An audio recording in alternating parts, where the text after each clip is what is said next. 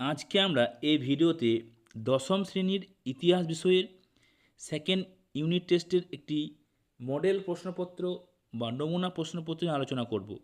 এটা কিন্তু কোনো অরিজিনাল প্রশ্নপত্র নয়।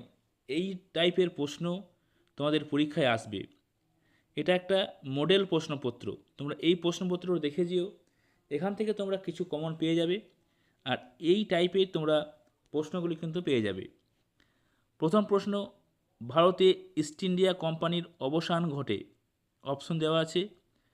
কোন উপন্যাসে বন্দে মাতরম সঙ্গীতটি রয়েছে? মহারানীর ঘোষণাপত্র ঘোষিত হয়। অপশন থেকে তোমাদের উত্তরটি বেশি লিখতে হবে। কার প্রচেষ্টায় বেঙ্গল গেজেট প্রেসটি স্থাপিত হয়? রামমোহন রায় প্রকাশ করেন। তাশখন্দে ভারতের কমিউনিস্ট পার্টি প্রতিষ্ঠা করেন। আবোল তাবোল বইটি লেখক হলেন। অপশন দেওয়া হয় চারটি তোমাদের। তেভাগা আন্দোলন সংগঠিত হয়েছিল। বেদান্ত কলেজ প্রতিষ্ঠা করেন। বঙ্গভঙ্গ রদ হয়েছিল। একের দিকে প্রশ্ন তোমাদের হয়ে গেল।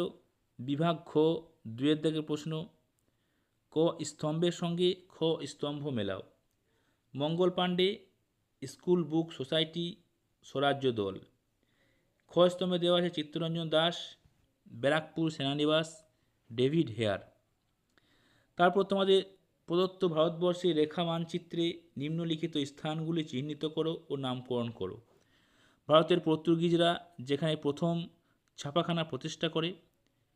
মোপলা বিদ্রোহের কেন্দ্র মালাবার, সিপাহী বিদ্রোহের কেন্দ্র ব্যারাকপুর। বিভাগ গ, যে কোনো চারটি প্রশ্ন, দু তিনটি বাক্যে উত্তর দাও। সভা সমিতির যুগ কাকে বলে? কাদের শ্রীরামপুর ত্রয়ী বলা হয়? রাধানাথ সিকদার কেন একজন স্মরণীয় ব্যক্তি? একা আন্দোলন সংগঠিত হওয়ার কারণ উল্লেখ করো। ভারতের কমিউনিস্ট পার্টিকে দ্বিজ বলা হয় কেন? বিভাগ ঘ, যে কোনো দুটি প্রশ্ন উত্তর দাও। 7-8টি বাক্যে। মহারানী ঘোষণাপত্রের ঐতিহাসিক তাৎপর্য উল্লেখ করো। টিকা লেখো জাতীয় শিক্ষা পরিষদ। পরের প্রশ্ন, ভারত ছাড়ো আন্দোলনের কারণ আলোচনা করো। এখান থেকে তোমার দুটি প্রশ্নের উত্তর লিখতে হবে 4 নম্বর মানের। বিভাগীয় তোমাদের 8 নম্বর মানের একটি প্রশ্ন উত্তর লিখতে হবে। 1857 সিপাহী বিদ্রোহকে কি জাতীয় সংগ্রাম বলা যায়?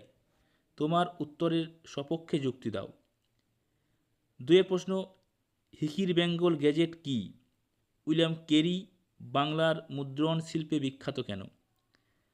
3 নম্বর প্রশ্ন, অসহযোগ আন্দোলন ও ভারত ছাড়ো আন্দোলনের সময় শ্রমিকদের ভূমিকা আলোচনা করো। তোমাদের এখান থেকে একটি প্রশ্ন উত্তর দিতে হয়, 3টি তোমাদের দেওয়া থাকে।